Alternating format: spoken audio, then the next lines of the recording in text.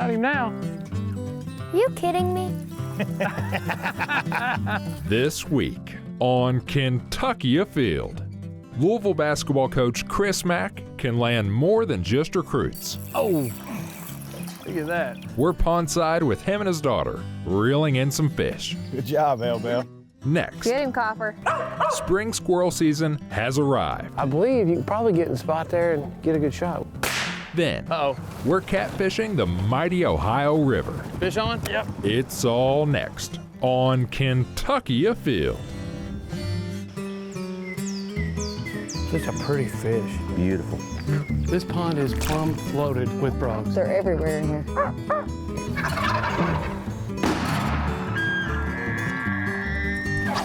Yeah, this is a good fish right here. Really good fish. Come here, girl. Hey, boy. That's a big rabbit. Nice job. Yes! Yes! My first muskie. Mercy Leo! Yeah, look at it. It's a keeper. Here it goes. Boom! Wow, that happened fast.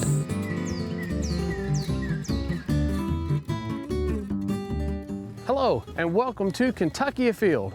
I'm your host, Chad Miles. Join us as we journey the Commonwealth in search of outdoor adventure. Hey, whether you wear red, blue, or you support another university, you have to respect when a coach takes time out of his busy schedule to take his kids fishing.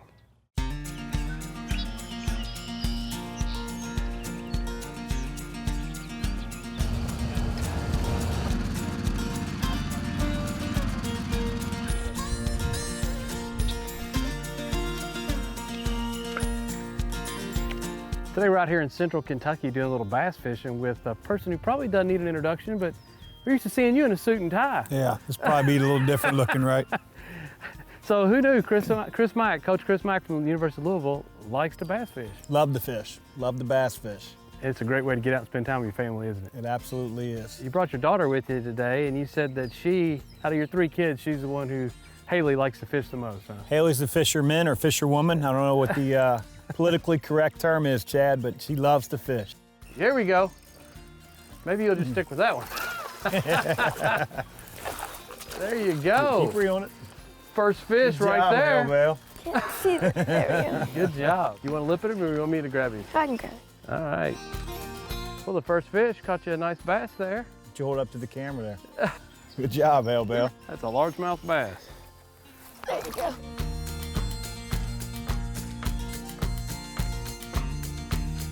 So you said that it was your grandfather that got you interested in fishing. It was. You know, he didn't have any sons or daughters that liked to fish, so every time we went on family vacations, you know, I was the oldest grandson or grandchild, so he would always take me, and I loved it. You know, I can't even remember my first time fishing. I was probably 3, 4 years old with him. You know, he lived up in Cleveland, so anytime we would visit my grandparents in Cleveland, he would always take me to some farm ponds and whatnot. That's the great thing about farm pond fishing is everybody lives within probably a walking distance of a farm pond just about. Yeah.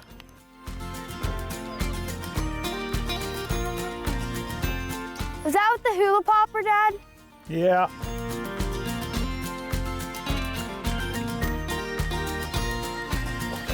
Here we go.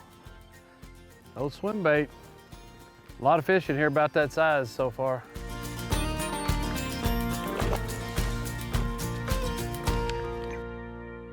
Coach, I was reading where some of the players had said that you had used the outdoors to kind of bring them down for some team building.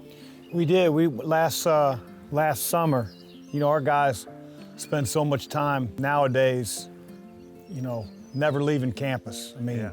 it's year round. And so we took the team down to the lake, and you know, we went on the water, and those guys were tubing and wakeboarding, some of them. They had a great time, and then, you know, that night we did some team bonding stuff and talked through personalities, and guys got to know each other better, and, you know, grilled out in the back of the house, and it was pretty cool. Several players had mentioned that they thought that was really good team building exercise because it puts everybody on level. There you go. Oh, that was a jumper there now. Several of the players had said, you know, you kind of put them all together on the same playing field, and they all get to succeed and fail together, and that's a pretty cool situation. It was really neat. Oh, look at that. You caught that out of that hay bale. It was like right next to it. You said when you got here you liked top water. I love it. I love that violent strike on the top of the water, man. There's nothing better.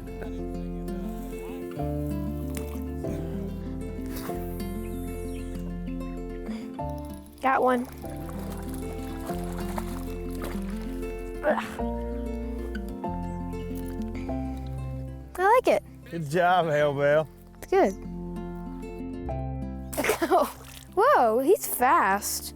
So have you ever had any players that when they got to campus wanted to know if there was anywhere to fish close by?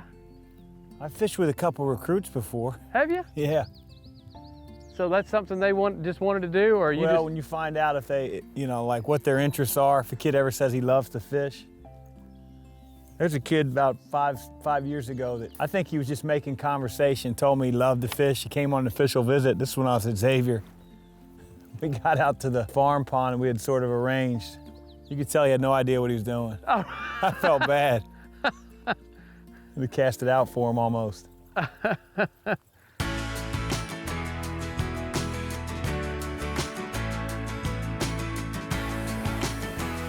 Haley, what did you catch it on? No! Stay. Catch and release. Open up. Shatter! Oh, a chatterbait. Okay, buddy, you're gonna swim free. Coach Mike, tell me, how did you get into coaching basketball? Well, I got back from playing overseas, and my sister was at a varsity local parochial school, and they all of a sudden needed a JV coach right when I got back. And so I was like, I guess I don't have anything else I'm doing. And I fell in love with it. It was just really fun, you know, like having your own team. And we had some success that year, and so it was enjoyable. And I would always take my teams, whether it was a varsity team or down to Xavier to watch the team practice, because obviously I played there and knew the whole staff, and just sort of materialized into becoming a staff member with Coach Proster at Xavier. Yeah. And then we went to Wake and just sort of kept going. I tell you what, we're really lucky here in the state of Kentucky, and many people from Kentucky that are also diehard basketball fans also have a passion for the outdoors. Yeah. We're lucky to have so many bodies of water and lakes here in Kentucky. It's funny when you said all the different lakes that there are in Kentucky. Now that I think back, friends of my parents and my parents, you know, in our family used to go to a different state park in Kentucky. I mean, we went to so many different state parks, Lake Butler, Cumberland, and there's one, Jenny Wiley, is that right? Jenny Wiley, that's a beautiful place down in the mountains of eastern Kentucky. Yeah, we've been there. There's a lot to see and do in Kentucky outdoors-wise. I mean, hiking and kayaking, and obviously fishing and boating, hunting. We're very lucky to have the resources we do. Uh-oh. Oh. Haley. First cast, First your dad cast. picked up your rod, your lure. I can't say nothing because I threw a chatterbait and didn't get a bite. You did catch one on a chatterbait, didn't you? You got him now. Are you kidding me? What did you do? What's that? What did you do? Caught a fish. Look at that, I don't even have to take Give the... me my bait back. He said you were competitive. He I said that want my bait back. You took it from me. That's my fish. That's all I heard her Kiss. talking about was hula popper, and now she wants that chatterbait back. Yeah. You just gotta reel it slow. Oh, I thought it was fish. Hi, you were supposed to be mine. So you Belly flop. try to keep it on the shoreline. All right, and then just sort of like watch how slow. Okay, my turn. No, I said it was my turn and you kept reeling. How dare you? Give me my bait back. All right. That thing doesn't work at all. Can't believe that just happened.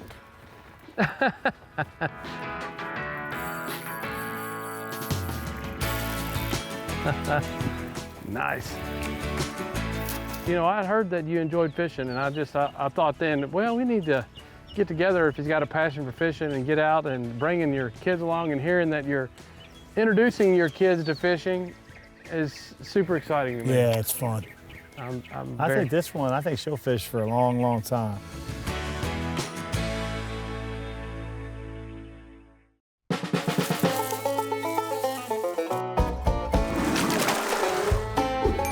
This week we're here to talk about the difference between flipping and pitching. And a lot of people use these terms synonymously, but there actually is a difference. So when you're throwing a bait caster and you're throwing something like a jig or a soft plastic creature bait, and you want to make an approach to shallow water very accurately, people refer to flipping and pitching. So a pitch, an easy way to remember the difference is a pitch, the lure many times starts in your hand, and you actually load the end of the rod and you'll underhand roll cast, underhand roll the bait out there to your intended target.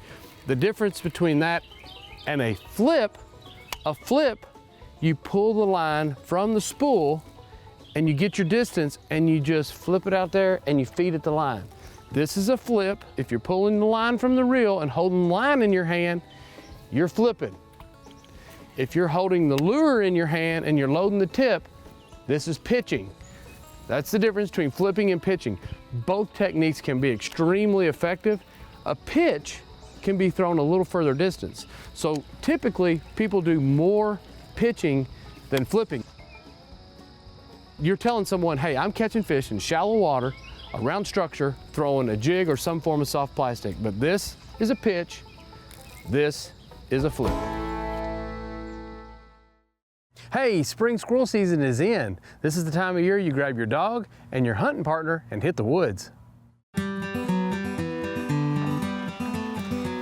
You know, Chelsea, last time we went fishing, you mentioned that one of your favorite things to do was to squirrel hunt using a dog. Yes, absolutely. This is Copper. He's about 2.5 years old, and he totally changes the game with squirrel hunting. He sees us put on camouflage, and he's ready to go. He knows what's about to happen. Last time we were out kayak fishing, it was just you and I. This time you brought your fiance along. I sure did, yeah. So it's pretty cool, you know, young couple, and you guys love to hunt and fish together. Yes, we've really enjoyed being together and getting to experience all this stuff together. And we got this dog 2.5 years ago, and he's been a lot of fun for us to just continue to hang out and learn more about each other. All right, that sounds pretty promising. Get him, Copper. Here it is, setting right here, a fox squirrel. Yep. Right here on this little end of this cedar tree here. I believe you can probably get in the spot there and get a good shot. You hit the branch popping out on there. There it is. Nice shot. Thank you. That's a big old fox squirrel there. Look at you. Good boy, Oh Copper. man, that dog, they absolutely love that. That's what he Yeah. lives for right there. Leave it. I'll tell you what, you get about two that size, you got a mess. Come here, Cop. Pretty good sized fox squirrel. So if a dog picks up a scent and he knows that a squirrel's went up that tree, when this squirrel changes trees, some of these dogs will move with them. He might have one now. When they timber out, he's really good about keeping his eye on them. So he's probably one of the better ones we have that can follow that squirrel anywhere. There you go. He's bailing out. He's bailing. Where? Oh, Up here. he's up here. Can we get him? Yeah, go ahead if you get a shot. Stay on him, Copper. I think he's still in this one. Oh, I see him. Climb up there and get him. There we go. I think he's slightly holding He on. just jumped out. Get him, Cop. There we go. Good boy. Yeah, Good boy, that Copper. squirrel's belling out like you hit it and it Come was here. hanging in there. Come here, buddy. He's like, hey, this Leave is it. mine. I worked hard for this Good squirrel. boy. Good I boy. believe you got it. Nice shot. We got two squirrels, one gray, one fox squirrel. There you go. Nice job. Good boy. Nice job. Good boy, So Copper. I never did see that thing setting. It bailed out before we really got on it, didn't Oh, yeah, yeah, yeah.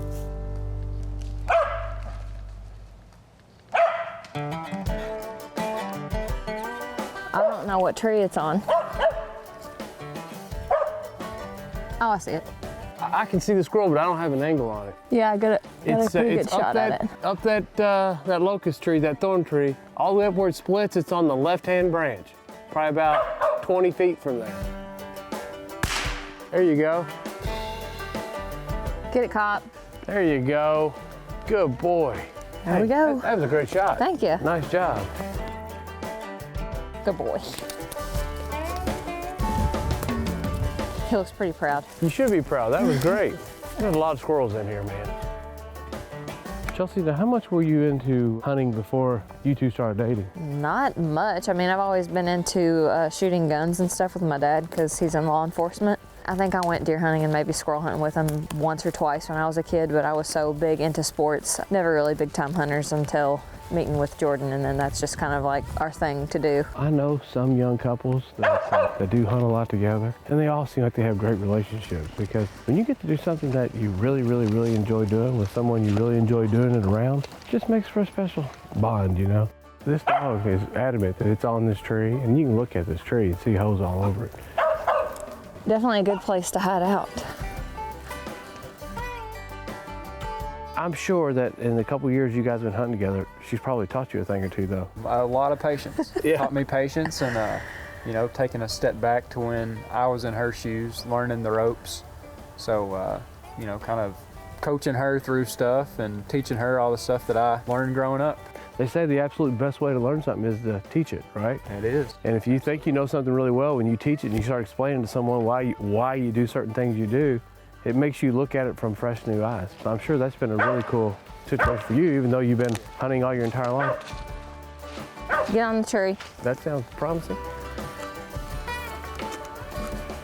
I tell you what, I bet when these squirrels run in there and jump in these cedar trees like this, it works 100% of the time, most of the time.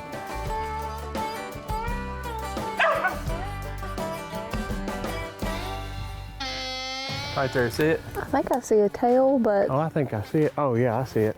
Right there in it's within the last 6 or 7 feet of the top of that tree. oh, yeah. You got a shot? No, too many branches. Here, Chelsea. Use this. I don't know if I can get him with a shotgun. Squeeze the trigger. We've got this squirrel up here, we've seen it, but we can't get a really, really clean headshot. Only way to get it out is his shotgun. Hey, be ready. Oh, you already got the shotgun. Okay, well. We got faith in you.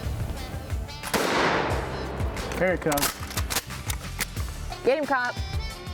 Good boy, Copper. I knew after he got on the ground that we were going to see a little shake going on. I tell you what, that joker went to the very, very, very tallest part of that cedar tree. Yeah. Just said, hey, I'm gonna hang out right here, and you ain't gonna get me, but No, he was hanging pretty tight. it was wrong. That's why Jordan carried that shotgun the entire time, Yeah, just thank for goodness. that situation. I can't tell you how much I enjoyed just hanging out with you guys in the woods today. Yeah, us too. You know, you really have a very unique relationship, not only with the dog, but with one another, where you can get out and you can do this type of thing together. It's pretty cool. Yeah, we really enjoy it, and we hope to be able to do this for several more years. Well, thanks again. Hey, the dog is pretty impressive. Yeah, he's looking up. He's still young.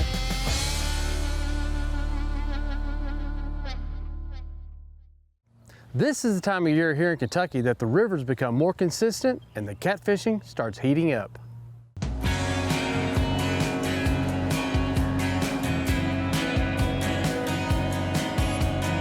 Today we're out here on the Ohio River with catfisherman Derek Catter. Now Derek, you're taking me down below the falls of the Ohio. This is like a beacon for all the fish, you know what I mean? Like, hey, come and eat here, you know? And it's also protected from the bridge up, so. Yeah. So are you looking for a deeper hole? To be honest with you, I just go with what my gut tells me, you know what I mean? Okay. Most of the time, I don't even go by the fish finder. I just, even if it doesn't show fish, it's not gonna tell you if there are or aren't there, you know what I mean? Yeah, they surely won't tell you if they're hungry. Right, exactly.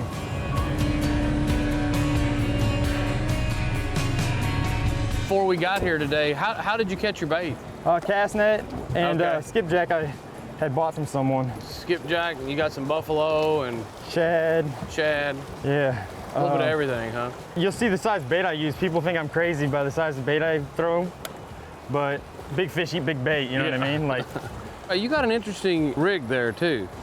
this is a Mad Catter hook. It's a 10-aught hook. It's a dual action hybrid circle hook, so you can set it or you can let it set itself. Okay. So outside of the hook, tell me what else you've got. You got a three-way. All right, so I got a three-way. It's not a normal three-way. The swivels are looped over each other. Yeah. So the second swivel, that's where your sinker's gonna go. It's gonna be about a foot leader, right? Gotcha, okay. And you got a 3 to 4 foot leader for your hook line. And then this is just a hooker's thermal tackle rattle and just a rubber tube. Okay. Like a fuel line, or I use aerating tube, any kind of tube will work. But the key is this bead up top has to be hard.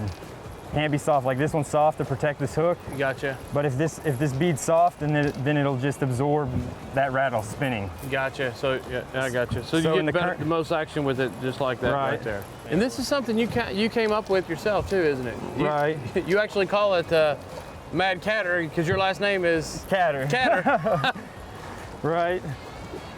Can you trade that sinker out fast if need be? Yeah, exactly. So I got you. Pull that through there, like that. Pull that knot back through there, and then instead of cutting your line every time, it saves time. Yeah, absolutely. All right. Drop it right off the back of the boat and let it spool out. Until you should feel it hit the bottom. And then you're gonna thumb it and lift it straight up and then let line out again, and you should just basically feel it walking back. Okay. Basically like bass fishing in reverse. Yeah, I can feel that thing spinning too. Yeah, I know. On that braid, I bet you can. It's a pretty crazy sensitive rod that I've got here. I can literally feel that thing just twirling round and round and round. Yeah, so if you can feel that, imagine a fish hitting it. And sometimes I hope I don't have to imagine. Right, exactly. Uh-oh. Fish on. Fish on? Yep. It's not a giant, but it's a good sized fish. There we are.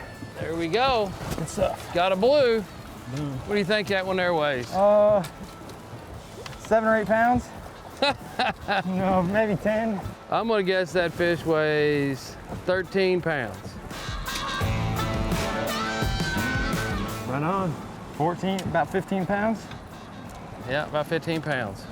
Pretty fish. It is a pretty fish. He hadn't been in shallow water. It doesn't look like he's got any, well, yeah, there's the spawn marks right there. Yeah. So, yeah. Looks like it's healing up, so they're probably coming off right now. Yeah. And this is where all my fish go, right back in. Right back in the Every one of them, yep. There it is. Boom. Just in case we need a part. There's the second fish one. On.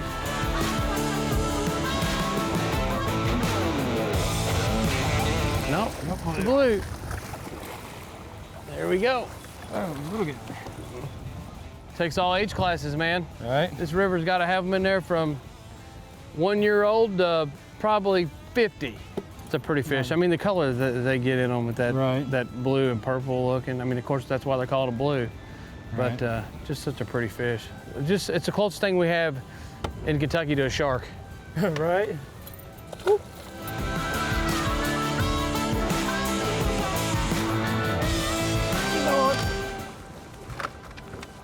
Boom. This is him too. What do you know? We got a fish on. Looks like about a 4 or 5 pounder. Twirling and twisting, man. Yep. They know how to make themselves heavy, don't they? Right. Well, and when you're fighting the current, it doesn't help either, you know? Go ahead and throw a little bit of Asian carp entrails in there, and sure enough, just sweetened the pot enough to get him to strike. Bam, nice. Fish. Today they didn't want it moving. They wanted it set on the bottom. Right. But I'll tell you what I've learned most from being out here with you today is, you know what? Fishermen can be brilliant when it comes to just using what they've got. You've going back in. You've converted this boat, which is a runabout boat, to come out here and catfish. You've made most of the components and things that you use. And you know what? Where there's a will, there's a way. Right. I wish it wasn't going to be 100 degrees today. We sat here and catch more fish. I appreciate it, man. Thanks for coming out with us. I definitely appreciate it. I appreciate it.